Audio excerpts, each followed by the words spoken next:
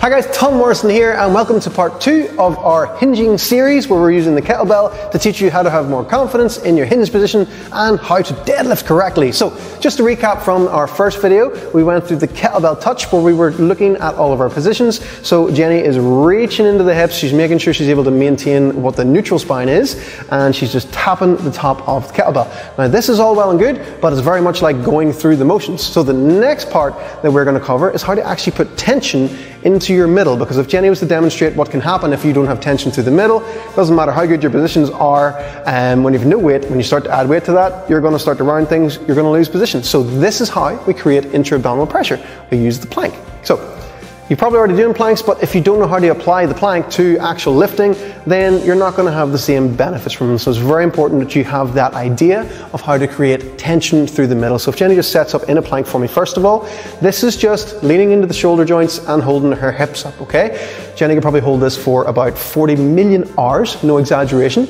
What we're looking for in the positions here is to make sure that the back's not rounded and she doesn't have the hips up too high, and also that the back's not extended and the hips are too low. So she's looking for that neutral position here. So this is a standing up Jenny, lying down. From here, if we give Jenny a wee break for a second, what we're going to want to do here is to try and give lots of tension to the middle, okay? So she's going to take a sip of air into her belly. Now I know that's not the way lungs work, but it's what we're going to work with today. She's then going to imagine that she's crushing that with her rib cage, and she's using all the muscles around the middle to squeeze that air in, but she can still breathe, okay? So she's creating tension through the middle. We're going to do that by every time I count.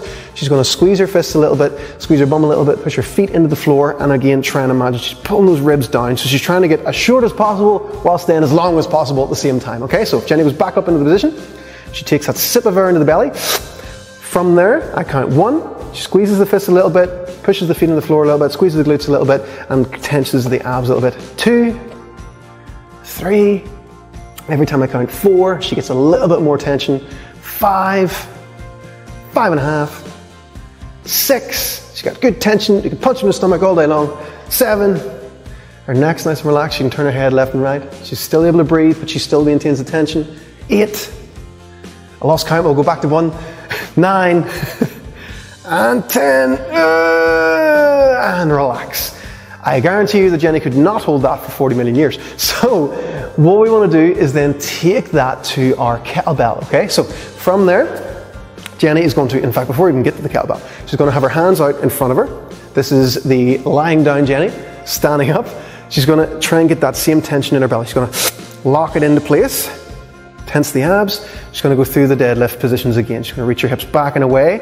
And you'll notice when you do this, if you have good tension here in the middle, you'll feel your hamstrings more. You'll feel your glutes more. In order to extend yourself back up again, think about squeezing your glutes even from just this back position here, okay? You'll get maximal contraction at the top, but you should still be thinking about squeezing from this back position here. And that's how you use your glutes to extend your hips, okay? Now, that looks like we've got good tension. We've got everything built in. Jenny's out of breath a little bit. Oh, what's going on? So from here, we're going to go through our kettlebell deadlift. Now, so she sets up in the kettlebell touch. Everything goes down like this here. She takes her sip of air in.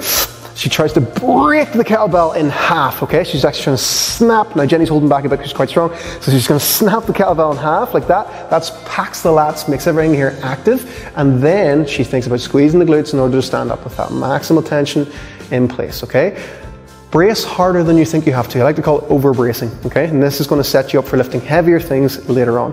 What Jenny's doing here in each rep is having a dead stop. So she's able to relax and reset at the start of every rep again, okay? So when she reaches the bottom, the weight's completely on the floor. She can reset the lats, repack everything, get the tension, and then bring herself back up. She's finishing here, her shoulders are slightly protracted, and that's just because of where the weight is. When the weight's in front, you'll have to have the shoulders slightly protracted. You can't squeeze your shoulder blades back like that, okay? A lot of people use that cue for a deadlift, and it's not really very effective because of where your shoulders actually end up when you finish the lift. So think more that you pull them down rather than trying to squeeze them back, because you'll start doing all kinds of weird stuff, okay? Once you've got the hang of the dead stop, you can then go for a sort of touch consecutive reps, okay? So that you're actually keeping the tension on the whole time. And if you're doing that there, you're probably gonna be using a bit of a lighter weight, and you're gonna be able to keep the tension in the middle and keep tension on the hamstrings the entire time as well. So really, really nice one to do. Really nice one to build up strength in the hamstrings and also endurance in the hamstrings as well. So that is your kettlebell deadlift. Make sure again that you film it from the side, Get that idea of maximal bracing in and using your glutes to extend your hips, and you're going to be onto a winner with your deadlift. Okay guys?